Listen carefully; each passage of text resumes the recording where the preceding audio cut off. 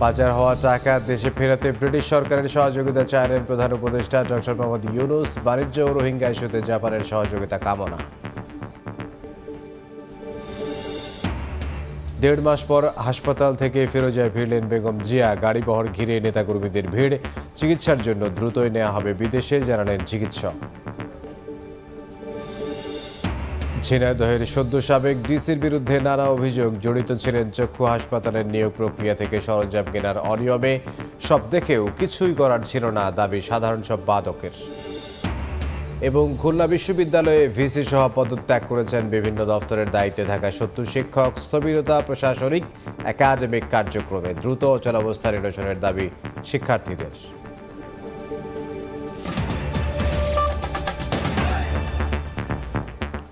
সকালের সময়ের সঙ্গে আছি আমি ইমদাদুল হক। অন্যান্য প্রসঙ্গ, পাচার হওয়া টাকা দেশে ফেরাতে যুক্তরাজ্য সরকারের সহযোগিতা চেয়েছেন অন্তর্বর্তী সরকারের প্রধান উপদেষ্টা ডক্টর মোহাম্মদ ইউনূস। বুধবার বিকেলে যমুনায় প্রধান উপদেষ্টার সঙ্গে বাংলাদেশে নিযুক্ত ব্রিটিশ হাই কমিশনার সাক্ষাৎ করতে এলে আহ্বান জানান তিনি। এছাড়া জাপানি রাষ্ট্রদূতের সঙ্গে সাক্ষাতে বাণিজ্য ও রোহিঙ্গা ইস্যুতে টোকিওর সহযোগিতা কামনা করেন তিনি। বৈঠকের পর বিস্তারিত তুলে ধরেন প্রধান উপদেষ্টার প্রেস সচিব। জানান 30 আগস্টের মধ্যেই জাতিসংঘের গুম বিষয়ক আন্তর্জাতিক কনভেনশনে সই করবে বাংলাদেশ।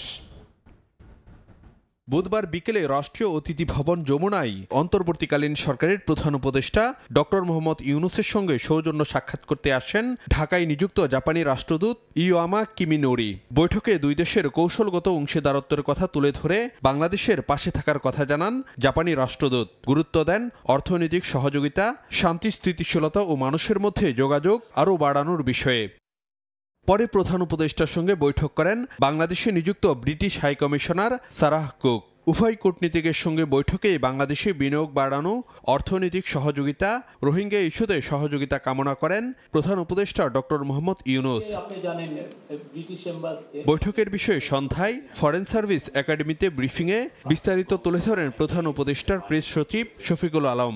জানান, ব্রিটিশ হাই কমিশনারের সঙ্গে বৈঠকে পাচার হওয়া টাকা দেশে ফিরিয়ে আনতে যুক্তরাজ্য সরকারের সহযোগিতা চেয়েছেন ডক্টর ইউনূস। এটাকে ট্র্যাক করা বা এই টাকাকে ফিরিয়ে আনার জন্য তাদের হেল্প চেয়েছেন। আপনি জানেন প্রাক্তন গভর্নমেন্টের অনেকে ওইখানে বাড়ি ঘর করেছেন, তো টাকাটা কিভাবে গেল এটা একটা বড় কোশ্চেন। সে বিষয়ে যায় যে মানিটা লন্ডার হয়েছে সেই মানিটা কিভাবে ফেরত নিয়ে আসা যায়, সেই জন্য ব্রিটিশ হাই কমিশনের কাছে উনি সাপোর্ট চেয়েছেন। ব্রিফিংয়ে কুমিল্লার নোয়াখালী, ফেনী সহ বিভিন্ন স্থানে সাম্প্রতিক বন্যা পরিস্থিতিতে সরকারের প্রস্তুতিও তুলে ধরেন। 26 তারিখ পর্যন্ত থাকবে এবং এই 26 তারিখে খুবই হেভি ডাউনফল হওয়ার তারা আশঙ্কা করছেন এই সময়টা। তো খুব দ্রুত বন্যা ভালো হবে এটা কোনো আমি কারোর কাছ থেকে শুনি নেই, বাট আমাদের খুব অ্যাডুকুয়েট প্রিপারেশন আছে। পর্যাপ্ত খাবার, পর্যাপ্ত মেডিসিন সব বা যেগুলো লাগে শুকনো খাবার সেগুলো সরবরাহ করা হয়েছে। 30 আগস্টের আগেই জাতিসংঘের গুম বিষয়ক আন্তর্জাতিক কনভেনশনে বাংলাদেশ সই করবে জানিয়ে প্রেস সচিব বলেন, প্রতিটি নিখোঁজের ঘটনারই তদন্ত করবে সরকার। পরিকল্পনায় আছে এ বিষয়ক কমিশন গঠনেরও। ফারুক ভিয়া, রবিন, সময় সংবাদ, ঢাকা। 1.5 মাস পর হাসপাতাল থেকে বাসায় ফিরেছেন বিএনপি চেয়ারপারসন বেগম খালেদা জিয়া। বুধবার সন্ধ্যা 7টায় রাজধানীর এভার কেয়ার হাসপাতাল থেকে বের হলে নেতাকর্মীদের ঢল নামে। পরে তার ব্যক্তিগত চিকিৎসক জানান, দ্রুতই বেগম জিয়াকে উন্নত চিকিৎসার জন্য বিদেশে নেওয়া হবে।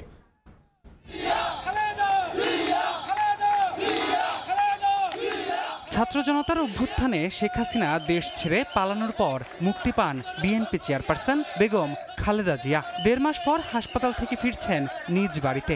তাই নেতাকর্মীদের আনন্দ আর উচ্ছ্বাস বাঁধ ভাঙা। ফিরোজায় ফিরবেন বেগম জিয়া এমন খবরে বুধবার সকাল থেকেই রাজধানীর এভার কেয়ার হাসপাতালের সামনে জড়ো হতে থাকেন নেতাকর্মীরা। বেলা গড়ানোর সঙ্গে সঙ্গে বাড়ে ভিড়ও, চলতে থাকে স্লোগান। আল্লাহর অশেষ মেহেরবানিতে আমাদের নেত্রী আজকে মুক্ত। দেশটাতে বেগম খালেদা জিয়া আজকে হাসপাতাল থেকে দেশে বাসায় ফিরেছেন। আমরা আশা করছি সারা বাংলাদেশের মানুষ আনন্দ উদ্বেলিত অবস্থায় আছেন। সবাই চায় যে তিনি দ্রুততার সাথে দ্রুত সুস্থ হয়ে রাজনীতির নেতৃত্বে আসবেন, গণতন্ত্রকে পুনরুদ্ধার করবেন, সুষ্ঠু শাসন ব্যবস্থা ফিরিয়ে আনবেন। সন্ধ্যা 7টার দিকে গুলশানের উদ্দেশ্যে রওনা দেন বেগম খালেদা জিয়া। এ সময় তাকে এক নজর দেখতে হুমড়ি খেয়ে পড়েন বিএনপি ও এর অঙ্গ সংগঠনের নেতাকর্মী ও সমর্থকরা। 8:30টার দিকে বিএনপি চেয়ারপারসন পৌঁছান তার গুলশানের বাড়ি ফিরোজায়। সেখানেও প্রিয় নেত্রীকে বরণ করে নেন নেতাকর্মীরা। এরপর গণমাধ্যমের সঙ্গে কথা বলেন তার ব্যক্তিগত চিকিৎসক ডাক্তার AZM জাহিদ হোসেন।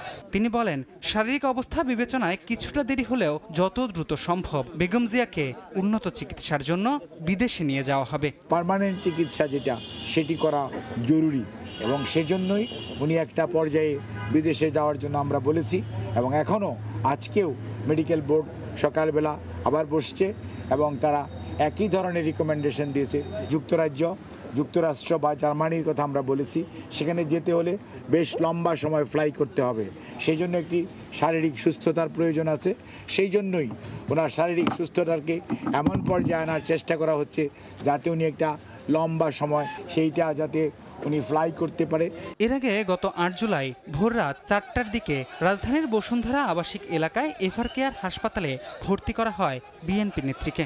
আওয়ামী লীগ সরকারের সভাপতি শেখ হাসিনা গত 5ই আগস্ট ছাত্র জনতার গণ অভ্যুত্থানে ক্ষমতাচ্যুত হলে রাষ্ট্রপতির এক আদেশে বেগম জিয়াকে মুক্তি দেয়া হয়। এমনকি বেগম জিয়ার পাসপোর্টও তাকে ফিরিয়ে দেয়া হয়। 78 বছর বয়সী বেগম খালেদা জিয়া দীর্ঘদিন ধরে আর্থ্রাইটিস, লিভার সিরোসিস, কিডনি, উচ্চ রক্তচাপ ও ডায়াবেটিস সহ নানা রোগে ভুগছেন। ধ্রুব ব্যানার্জি, সময় সংবাদ, ঢাকা। সকালের সময় আরও থাকছে। ইরানের পররাষ্ট্রমন্ত্রী হলেন পশ্চিমা ঘেঁষা আব্বাস আরাকচি। আস্থা ভোটে মন্ত্রিসভায় জায়গা পেলেন পেজেশকিয়ানের বাছাই করা আরও 18 জন। অনুমোদন দিয়েছে পার্লামেন্ট।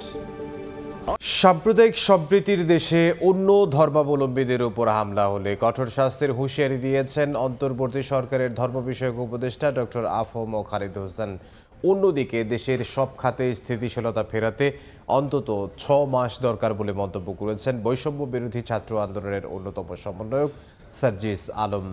বুধবার সকালে ছাত্র জনতা আন্দোলনে আহত ও গুলিবিদ্ধ শিক্ষার্থীদের চট্টগ্রাম মেডিকেলে দেখতে যান ধর্ম উপদেষ্টা ও সমন্বয়কদের প্রতিনিধি দল। এ সময় চিকিৎসা সেবা আরও এগিয়ে নিতে সংশ্লিষ্টদের সঙ্গে কথা বলেন তারা। পরে আহত শিক্ষার্থীদের সান্ত্বনা দেন এবং চিকিৎসার যাবতীয় খরচ সরকারিভাবে বহনের ঘোষণা দেন। এ সময় বৈষম্য বিরোধী আন্দোলনের কেন্দ্রীয় সমন্বয়ক সার্জিস আলম, হাসনাত আবদুল্লাহ উপস্থিত ছিলেন।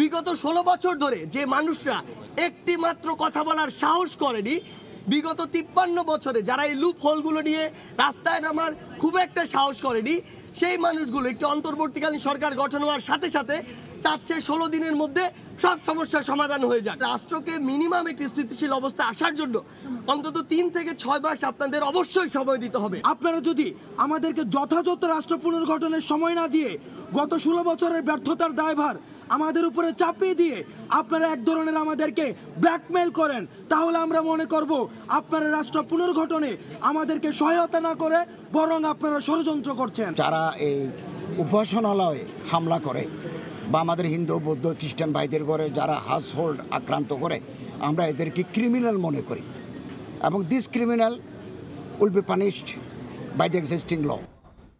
এইচএসসির স্থগিত পরীক্ষা বাতিলের সিদ্ধান্ত পুনর্বিবেচনা হবে কিনা তা আন্তঃশিক্ষা বোর্ড ঠিক করবে বলে মন্তব্য করেছেন শিক্ষা উপদেষ্টা ওয়াহিদুদ্দিন মাহমুদ। সচিবালয়ে শিক্ষার্থীদের আন্দোলন এবং এইচএসসির স্থগিত পরীক্ষা বাতিলের বিষয়টিকে অনভিপ্রেত মন্তব্য করে এ বিষয়ে আরও যৌক্তিক চিন্তা ভাবনার অবকাশ ছিল বলেও জানান তিনি। এদিকে দেশের অধিকাংশ বিশ্ববিদ্যালয়ে এখনও প্রযোজ্য না থাকায় শিক্ষা কার্যক্রম চালু করা ঠিক হবে না বলেও মনে করেন শিক্ষা উপদেষ্টা।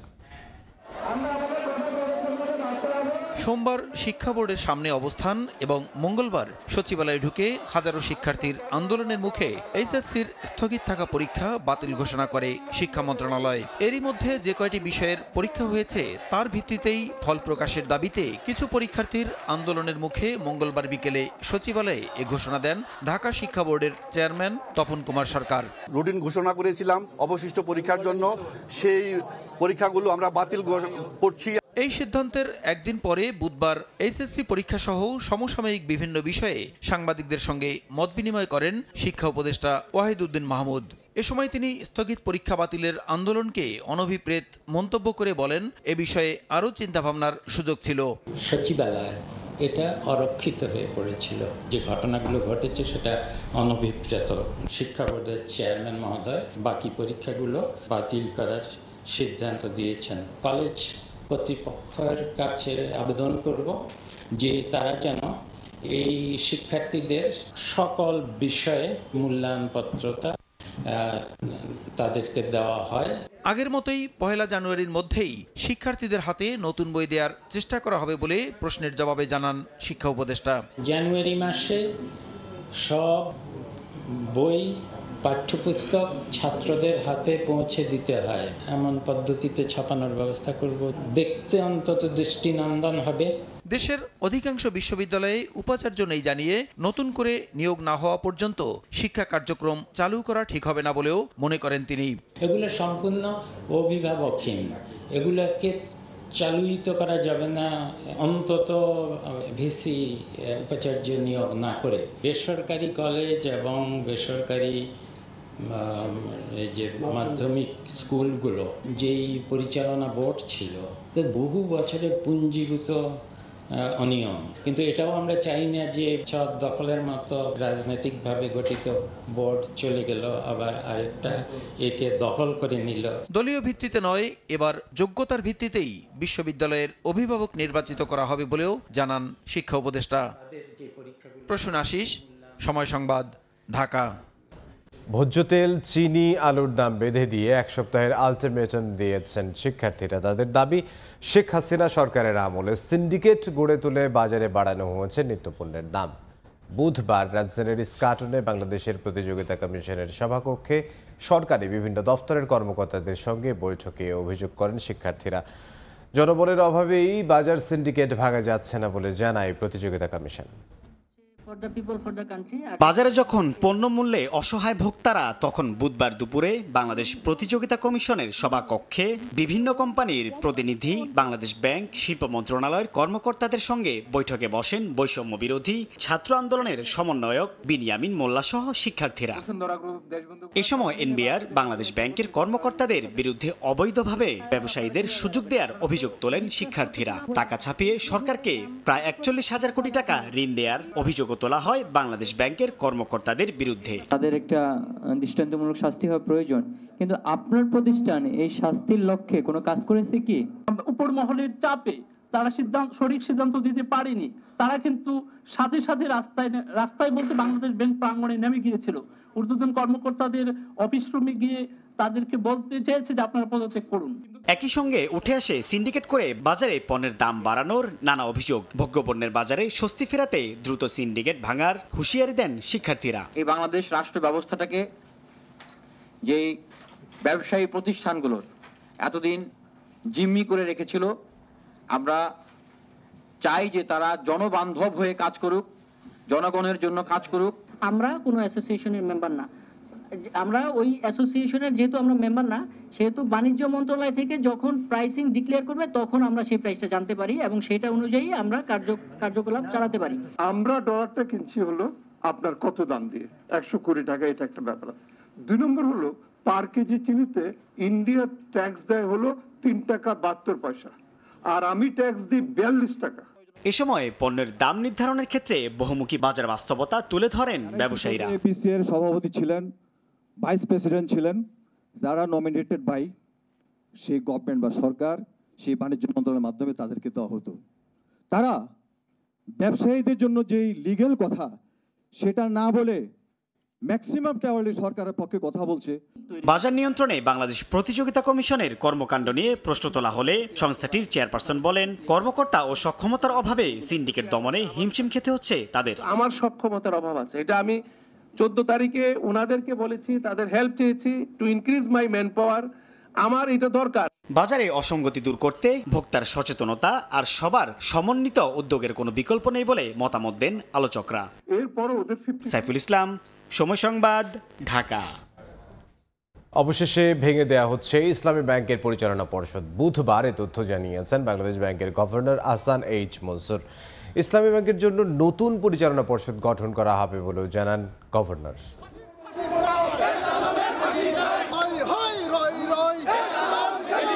দেশে রাজনৈতিক পট পরিবর্তনের পর থেকেই অস্থিরতা শুরু হয় ইসলামী ব্যাংকে। এস আলমের দখল থেকে মুক্তি পেতে আন্দোলনে নামেন ব্যাংকটির পুরনো কর্মকর্তারা। এমন প্রেক্ষাপটে ইসলামী ব্যাংকের বর্তমান পরিচালনা পর্ষদ ভেঙে দেওয়ার নীতিগত সিদ্ধান্ত নিয়েছে বাংলাদেশ ব্যাংক। বুধবার দুপুরে জরুরি সংবাদ সম্মেলন করেন গভর্নর ডক্টর আহসান এইস মনসুর। জানান, ইসলামী ব্যাংকের জন্য গঠন করা হবে নতুন পরিচালনা পর্ষদ। একে একে সব দুর্বল ব্যাংকের পর্ষদ ভেঙে দেওয়া হবে বলেও জানান তিনি। যে ভগ্নাদশা আছে সেটাকেই উদ্ধার করতে হবে। এখান থেকে আমরা অবশ্যই 100 টাকা পাবো না, এটা নিয়ে কোনো সন্দেহ নেই। যেটুকু পাওয়া যায় সেটুকুই চেষ্টা করতে হবে। পর্ষদ ভেঙে দেওয়া ব্যাংকগুলো কারা চালাবেন এমন প্রশ্নে গভর্নর জানান, সরকার কোনো ব্যাংকের দায়িত্ব নেবে না। আপাতত কার্যক্রম চলবে স্বতন্ত্র পরিচালক দিয়ে। যদি কারো 2%-এর উপর শেয়ার থাকে, তার একটা বোর্ডে বসার একটা অধিকার জন্মায়, তাহলে আমরা তাকে দিতে পারি। যদি কারো 2%-এর উপর না থাকে, তাহলে আমরা কাউকে দিতে পারবো না। ঢোকার উপযুক্ত এবং সে 2% শেয়ার আছে, তাহলে সে স্পন্সর শেয়ার হোল্ডার হিসেবে বোর্ডে যেতে পারবে। বেনামি ঋণ ও অর্থ পাচার ঠেকাতে গেল সোমবার এস আলম গ্রুপের নিয়ন্ত্রণে থাকা 6 ব্যাংকের ঋণ বিতরণ ও এলসি খোলা স্থগিত রাখার নির্দেশ দেয় বাংলাদেশ ব্যাংক। 2017 সালে ইসলামী ব্যাংকের নিয়ন্ত্রণ নেয় এস আলম। অভিযোগ আছে, এরপর থেকে নামে বেনামে অন্তত 50,000 কোটি টাকা বের করে নেয় চট্টগ্রাম ভিত্তিক এই গোষ্ঠী। আলতাফ হুসাইন, সময় সংবাদ, ঢাকা। ছাত্র জনতার অভ্যুত্থানের পর খুলনা বিশ্ববিদ্যালয়ে পদত্যাগ করেছেন উপাচার্য সহ 70 জন শিক্ষক, যাদের অনেকেই বিভিন্ন দপ্তরের দায়িত্বে ছিলেন। উপাচার্য, কোষাধ্যক্ষ ও রেজিস্ট্রার না থাকায় স্থবির হয়ে পড়েছে প্রশাসনিক ও একাডেমিক কার্যক্রম। অচলাবস্থা নিরসনে শিগগিরই উপাচার্য নিয়োগের দাবি শিক্ষক শিক্ষার্থীদের। নেমর হোসেন কোচির তোলা ছবিতে তানজিম আহমেদের রিপোর্ট। শিক্ষার্থীদের আপত্তি সত্ত্বেও গত মঙ্গলবার পদত্যাগ করেন খুলনা বিশ্ববিদ্যালয়ের উপাচার্য অধ্যাপক মাহমুদ হোসেন। তার সঙ্গে আরও পদত্যাগ করেন উপাচার্য, কোষাধ্যক্ষ, রেজিস্ট্রার সহ বিভিন্ন পদে থাকা 70 জন শিক্ষক। এ কারণে বর্তমানে অভিভাবক শূন্য হয়ে পড়েছে ক্যাম্পাস। এদিকে 18 আগস্ট বিশ্ববিদ্যালয় খুলে দেওয়া হলেও ক্লাস শুরু হবে আগামী 25 আগস্ট থেকে। শিক্ষা কার্যক্রম শুরু হলে একাডেমিক ও দাপ্তরিক বিভিন্ন কাজে একসঙ্গে সব কর্মকর্তার পদত্যাগে প্রভাব পড়তে পারে বলে মনে করেন সংশ্লিষ্টরা। আর আন্দোলন শেষ করে এবার নিজেদের ক্লাসে ফিরতে চায় শিক্ষার্থীরা। দ্রুত বিশ্ববিদ্যালয়ে প্রশাসন নিয়োগ করে ছাত্র রাজনীতি নিষিদ্ধের মতো শিক্ষক রাজনীতিও বন্ধ করার দাবি তাদের। বড় অংশ পদত্যাগ করছে, কিন্তু আমার মনে হয় না এর কোনো ইম্প্যাক্ট আমাদের খুলনা বিশ্ববিদ্যালয়ে পড়বে। খুলনা ইউনিভার্সিটি খুব দ্রুতই এই সংখ্যা কাটিয়ে উঠবে এবং শিক্ষা কার্যক্রম খুব দ্রুত এগিয়ে যাবে। আশা রাখছি যে 25 তারিখের ভিতরে খুলনা ইউনিভার্সিটিতে ক্লাস শুরু হবে এবং সকল স্টুডেন্ট তাদের আবার রেগুলার কার্যক্রমের ভিতরে চলে আসবে। কোনো প্রশাসনিক বডি নাই, আমরা দ্রুত এই নিয়ে কাজ করছি যাতে একটা এস্টাবলিশ প্রশাসনিক বডি আমাদের সামনে আসে। তাদের কাছে আমাদের দাবি দেওয়া পেশ করবে এবং পরবর্তীতে যা করণীয় সেগুলো আমরা পদক্ষেপ নেব। আর শীঘ্রই শ্রেণীকক্ষে ফেরার প্রত্যাশা শিক্ষকদেরও। দ্রুত প্রশাসক নিয়োগ হয়, ভাইস চ্যান্সেলর একজন, তাহলে উনি কিছু জায়গায় রিফর্ম করলে এটা আমরা দ্রুতই ক্লাসে ফিরতে পারবো। খুলনা বিশ্ববিদ্যালয়ের 8টি অনুষদ ও 29টি বিভাগে বর্তমানে শিক্ষার্থীর সংখ্যা প্রায় 7,500। তানজিম আহমেদ, সময় সংবাদ, খুলনা। শিক্ষার্থী পরিচয়ে সাবেক বস্ত্র ও পাট মন্ত্রী জাহাঙ্গীর কবির নানকের মোহাম্মদপুরের বাসায় তল্লাশি চালিয়েছে একদল তরুণ। স্থানীয় ও প্রত্যক্ষদর্শীরা জানান, বুধবার রাত 11টার দিকে রিং রোডের বাসাটির ভেতরে প্রবেশ করে তল্লাশি চালায় ওই তরুণরা। পরে সেখানে বেশ কিছু কাগজপত্র, দলিল, ব্যাংক চেক পড়ে থাকতে দেখা যায়। সেনাবাহিনীর সদস্যরা ঘটনাস্থলে পৌঁছানোর আগেই তরুণরা ঘটনাস্থল থেকে সরে যায়। চক্ষু হাসপাতালের নানা অনিয়মে জড়িত থাকার অভিযোগ উঠেছে ঝিনাইদহের সদ্য সাবেক জেলা প্রশাসকের বিরুদ্ধে। অভিযোগ তুলেছেন হাসপাতালের কর্মকর্তা কর্মচারীরা। তাদের দাবি, নিয়োগ প্রক্রিয়া থেকে শুরু করে সরঞ্জাম কেনাকাটা, নির্মাণ ও সংস্কার কাজেও জড়িত ছিলেন জেলা প্রশাসক। সজল ইসলামের ছবিতে লোটাস রহমান সোহাগের রিপোর্ট। প্রয়োজনের অতিরিক্ত জনবল নিয়োগে বাণিজ্য, কেনাকাটা, নির্মাণ আর সংস্কারে অনিয়ম। প্রতিবাদ করলে দেয়া হয় হুমকি, করা হয় বহিষ্কার। অনিয়ম যেন নিয়মে পরিণত হয়েছে ঝিনাইদহ চক্ষু হাসপাতাল ও অন্ধ পুনর্বাসন কেন্দ্রে। হাসপাতালটিতে নার্স, চিকিৎসক ও প্রকৌশলী সহ বিভিন্ন পদে 22 জনের নিয়োগ বিজ্ঞপ্তি প্রকাশ করে হাসপাতাল কর্তৃপক্ষ। কিন্তু নিয়ম নীতির তোয়াক্কা না করে রাতের আধারে ঘুষের বিনিময়ে নিয়োগ দেয়া হয় 35 জনকে। হাসপাতালের কর্মকর্তা কর্মচারীদের অভিযোগ, তৎকালীন জেলা প্রশাসক এসএম রফিকুল ইসলাম আর হিসাবরক্ষক থেকে সম্প্রতি সহকারী পরিচালক পদে পদোন্নতি পাওয়া মিলন হোসেন এসব অনিয়মের মূল হোতা। অভিযোগ, লাখ লাখ টাকার বিনিময়ে দেয়া হয়েছে প্রার্থী জনবল নিয়োগ, আর নামমাত্র টেন্ডার দেখিয়ে করা হয়েছে শেড তৈরি। এমনকি জেলা প্রশাসনের এক কর্মকর্তাকে পরিচালক পদে নিয়োগ দিয়ে মাসিক সম্মানী নিচ্ছেন 30,000 টাকা, অথচ তিনি হাসপাতালে আসেন না। এদিকে হঠাৎ করে 50 টাকার টিকিট করা হয়েছে 100 টাকা, আর পরীক্ষা নিরীক্ষার মূল্য বাড়ানো হয়েছে শতকরা 20 ভাগ। এতে চরম ভোগান্তিতে পড়েছেন রোগীরা। এসব অনিয়ম দুর্নীতির প্রতিবাদ সহ 11 দফা দাবি আদায়ে কর্মবিরতি পালন করেছে কর্মকর্তা কর্মচারীরা।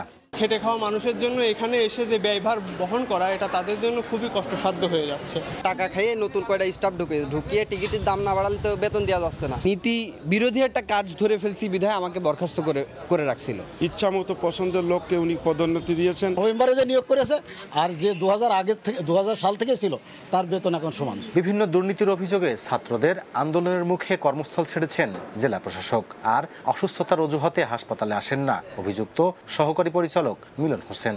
তবে সাধারণ সম্পাদক বলছেন, অনিয়ম দুর্নীতি হলেও কিছুই করার ছিল না তার। ভবিষ্যতে যাতে এই হাসপাতালটা ভালোভাবে চলে সেই ব্যবস্থা আমি এখন থেকে প্ল্যান করছি। দুর্নীতির কথা উঠছে, এটা একেবারে দুর্নীতিমুক্ত করার আমার দিক থেকে সর্বোচ্চ চেষ্টা করব। সমাজসেবা অধিদপ্তরের নিয়ন্ত্রণাধীন এই হাসপাতালে প্রতিদিন গড়ে 250 থেকে 300 রোগী চিকিৎসা সেবা নেন। লোটাস রহমান সোহাগ, সময় সংবাদ, ঝিনাইদহ। একদিকে দালালের দৌরাত্ম্য, অন্যদিকে সরঞ্জাম, লোকবল ও চিকিৎসক সংকট, এমন চিত্র খুলনা মেডিকেল কলেজ হাসপাতালের। বিশেষ করে চিকিৎসা সরঞ্জাম যা আছে সেগুলোর অর্ধেকই অকেজো। দীর্ঘদিন ধরে সমস্যার সমাধান না হওয়ায় দুর্ভোগ পোহাতে হচ্ছে চিকিৎসা নিতে আসা রোগী ও তাদের স্বজনদের। আব্দুল হালিমের ছবিতে বেল্লাল হোসেন সজলের রিপোর্ট। দক্ষিণ পশ্চিমাঞ্চলে সবচেয়ে বড় চিকিৎসা কেন্দ্র খুলনা মেডিকেল কলেজ হাসপাতাল। প্রতিদিন বিভাগের বিভিন্ন জেলা থেকে কয়েক হাজার মানুষ সেবা নিতে আসেন এখানে। তবে যাত্রা শুরুর 3 যুগ পার হলেও এখনও খুঁড়িয়ে চলছে হাসপাতালটি। অভিযোগ উঠেছে দালালের দৌরত্ব, সরঞ্জাম, লোকবল, চিকিৎসক সংকট সহ নানা সমস্যায় জর্জরিত হাসপাতালটি। 2019 সালে 500 শয্যায় উন্নীত হলেও অবকাঠামো ও চিকিৎসক ব্যতীত বাড়ানো হয়নি তৃতীয় ও চতুর্থ শ্রেণীর কর্মচারীর সংখ্যা। চিকিৎসা সরঞ্জাম যা আছে তার অর্ধেকই অকেজো। এ কারণে ভোগান্তিতে রোগী ও স্বজনরা। সিরিয়ালে দেখতে দেখতে দুপুর 2টা পর্যন্ত, তারপর যদি আমরা না পারি চলে যান, আবার কালকে আসবেন। এটা আমাদের একটা সমস্যা না। ডাক্তারের একটা কাগজ নিয়ে আসছি 10টা বাজে, বলে কি এখন নিয়ে যাবে না, আজকে হবে না, কালকে আসেন। পরীক্ষা কোন সময় করো, এখন পর্যন্ত না খাব, গাবে মাথা ঘুরে পড়ে যায়, গা কাঁপে। এইখান থেকে আমি যদি মাথা সিটি স্ক্যান না করাইতে পারি তাহলে আমি মনে করেন যে বাইরে তো করাইতে পারবো না। অনেক চাপ থাকে আমার, আমি এত রোগী কি করে করব, আমার মেশিন নেই। আর বারবার তাগাদা দিয়েও ফলাফল না পাওয়ায় অসহায় খোদ হাসপাতাল কর্তৃপক্ষ। জনবল কম থাকার কারণে আমরা তার সেই সেবাটা দিতে পারতেছি না। আমাদের মেশিন বিভিন্ন সময় এটা নষ্ট হচ্ছে। অবস্থা আরও শোচনীয় হবে, কারণ আমি তাদেরকে বলে দিছি, কারণ তাদেরকে তো আমি চাপ দিয়ে বেশি কাজ করাতে পারবো না। বাইরে এখন যদি রুগী থাকে আমাদের কিছু করার নেই, আমরা এখানে অসহায়। উপর থেকে জনবল না দেয়, টেকনোলজি যদি না দেয়, তাহলে আমাদের এই শোচনীয় অবস্থা আরও বাড়বে। হাসপাতাল কর্তৃপক্ষের তথ্য মতে 500 শয্যার এ হাসপাতালে দৈনিক ভর্তি থেকে চিকিৎসা নেন গড়ে 1200 রোগী, আর বহির্বিভাগে স্বাস্থ্যসেবা নেন দৈনিক 2000 রোগী। বেল্লাল হোসেন সজল, সময় সংবাদ, খুলনা। প্রশিক্ষণার্থীদের জিম্মি করে অর্থ হাতিয়ে নেয়ার অভিযোগ উঠেছে প্রাথমিক শিক্ষক প্রশিক্ষণ ইনস্টিটিউটের যশোর কার্যালয়ের সুপারিনটেন্ডেন্টের বিরুদ্ধে। শিক্ষকদের দাবি, প্রাতিষ্ঠানিক পোশাক থেকে শুরু করে নানা খাত থেকে অর্থ ভাগিয়েছেন সুপারিনটেন্ডেন্ট। অভিযোগের বিষয়ে সুপারিনটেন্ডেন্ট কথা না বললেও তদন্তে কমিটি গঠনের কথা জানিয়েছেন জেলা প্রাথমিক শিক্ষা কর্মকর্তা। আবুল কালাম আজাদের ছবি ও জুয়েল মেধার তথ্যে রিপোর্ট।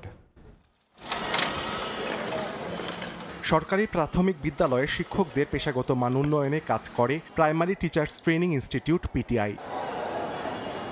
যশোর পিটিআইয়ে চলমান রয়েছে 10 মাসের প্রশিক্ষণ কোর্স। এজন্য প্রশিক্ষণার্থীরা মাসে 3000 টাকা করে ভাতা পান। কিন্তু প্রশিক্ষণার্থীদের পুঁজি করে সীমাহীন অনিয়ম দুর্নীতি চালিয়ে যাচ্ছেন সুপারিনটেন্ডেন্ট আতিয়ার রহমান। প্রশিক্ষণার্থীদের অভিযোগ, পিটিআইতে যোগদানের পরই সুপারিনটেন্ডেন্টের খপ্পরে পড়তে হয়। তার নির্ধারিত দোকান থেকে সংগ্রহ করতে হয় প্রাতিষ্ঠানিক পোশাকের জন্য বরাদ্দ 2000 টাকা হলেও দিতে হয় 5000 টাকা। পাশাপাশি সংস্থাপন চার্জ এবং এজি অফিস ম্যানেজের নামে 700 টাকা করে কেটে নেওয়া হয়। এছাড়া নানাভাবে হতে হয় মানসিক হেনস্থার শিকার। আগের ব্যাচগুলোতেও অনেক দুর্নীতি হয়েছে এবং তাদের টাকাটাও এখনো তারা পায়। সংস্থাপন ফির নামে একটি অনির্দিষ্ট অ্যামাউন্ট বা অতিরিক্ত অ্যামাউন্টের টাকা কেটে নেওয়া হয়। শিক্ষকরা যদি দুর্নীতির সাথে যুক্ত থাকে তাহলে সমাজ নির্মাণ করা আসলেই সম্ভব নয়। বাংলাদেশের কোনো শিক্ষা প্রতিষ্ঠানে দুর্নীতি না হোক, আমাদের শিক্ষা সেক্টরটা পিছিয়ে আছে। অভিযোগের বিষয়ে সুপারিনটেন্ডেন্ট কথা না বললেও জেলা প্রাথমিক শিক্ষা কর্মকর্তার দাবি, অভিযোগ তদন্তে গঠন করা হয়েছে কমিটি। উপপরিচালক মহোদয় আসেন এবং তাদের সঙ্গে কথা বলেন। তাদের অনেক অভিযোগ ছিল। অভিযোগগুলো শোনার পর তাদের প্রথম দাবি ছিল তার অপসারণ। তো তারা 1 সপ্তাহ সময় দিয়েছেন যাতে করে তার অপসারণ হয়। তো তার প্রেক্ষিতে 2 সদস্য বিশিষ্ট একটা কমিটি গঠন করা হয়। তদন্ত পর প্রয়োজন ব্যবস্থার জন্য আমাদের সচিব মহোদয় এবং মহাপরিচালক মহোদয় ব্যবস্থা গ্রহণ করবেন। জেলা প্রাথমিক শিক্ষা অফিসের তথ্য মতে প্রতি কোর্সে 150 জন শিক্ষক গ্রহণ করেন প্রশিক্ষণ। সময় সংবাদ, যশোর। আস্থা ভোটে জয়ী হয়ে ইরানের মন্ত্রিসভায় জায়গা পেলেন প্রেসিডেন্ট মাসুদ পেজেশকিয়ানের বাছাই করা 19 মন্ত্রী।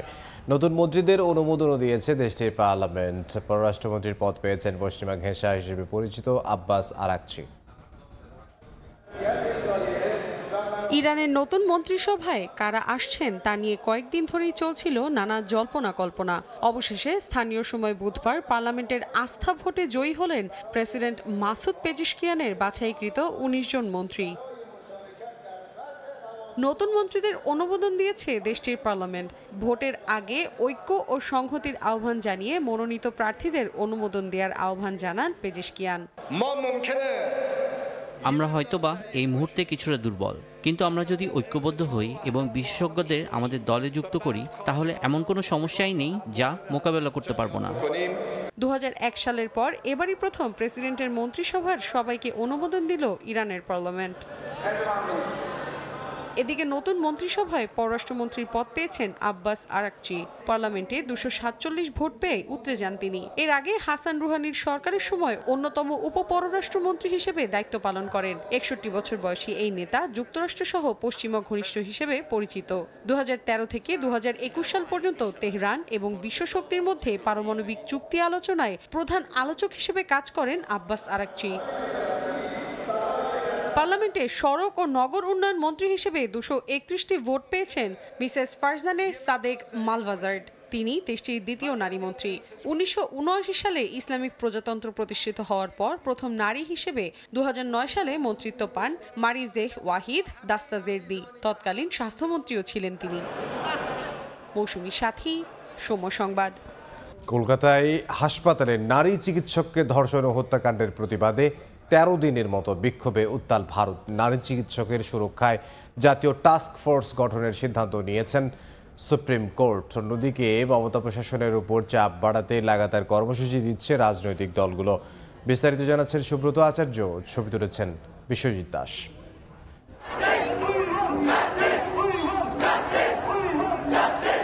সল্টলেকের সিবিআই দপ্তরের সামনে থেকে এই মিছিলে ছিলেন কয়েক হাজার চিকিৎসক। টানা 13 দিনের মতো এদিনও তারা চিকিৎসা পরিষেবা থেকে বিরত হয়ে প্রতিবাদে সামিল হয়েছিলেন। মিছিলের গন্তব্য মমতা প্রশাসনের স্বাস্থ্য দপ্তর।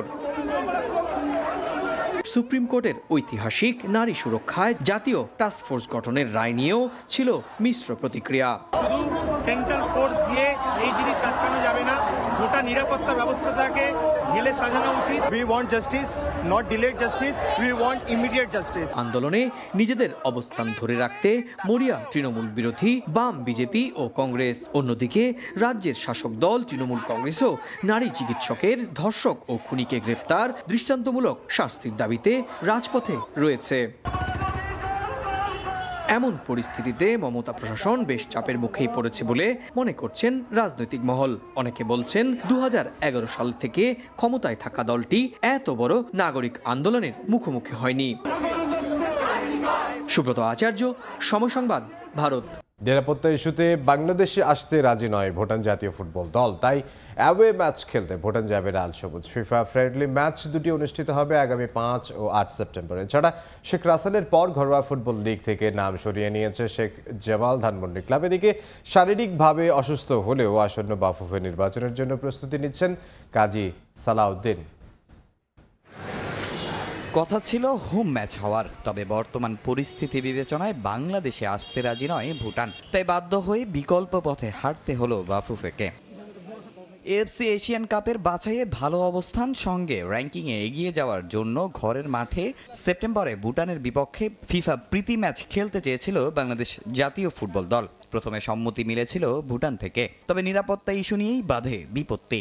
ভুটান ফুটবল ফেডারেশনের তাদের পারমিশন, বাংলাদেশে আসা, নিরাপত্তা সব কিছু চিন্তা করে আসলে তারা অফার করেছে যে এটা ভুটানে হলে তাদের জন্য ভালো হয়। আগামী সেপ্টেম্বর ফিফা উইন্ডোতে 5 এবং 8 তারিখ আমরা ভুটানের সাথে ভুটানে গিয়ে দুটি ম্যাচ খেলব।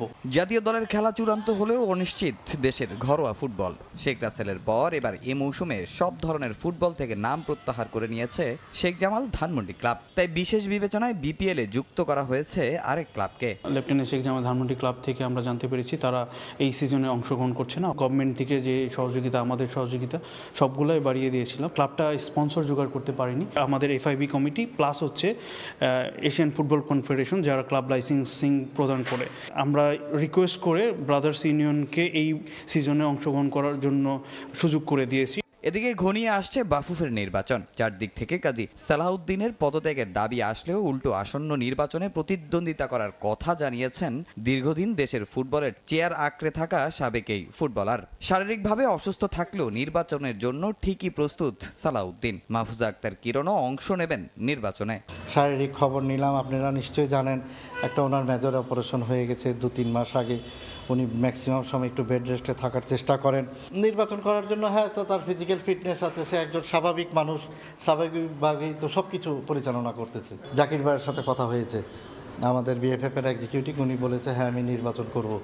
শাহিন ভাইয়ের সাথে সে নির্বাচন করবে, হিলটন ভাই নির্বাচন করবে, বাবু ভাই নির্বাচন করবে, এরা তো সবাই মোটামুটি নির্বাচন করবে। আগামী 26 অক্টোবর হওয়ার কথা রয়েছে বাংলাদেশ ফুটবল ফেডারেশনের নির্বাচন। তামিম হোসেন, সময় সংবাদ, ঢাকা। সকালের সময়ের শীর্ষ সংবাদগুলো জানিয়ে দিচ্ছি আরও একবার। পাচার হওয়া টাকা দেশে ফেরাতে ব্রিটিশ সরকারের সহযোগিতা চাইলেন প্রধান উপদেষ্টা ডক্টর মোহাম্মদ ইউনুস। বাণিজ্য ও রোহিঙ্গা ইস্যুতে জাপানের সহযোগিতা কামনা।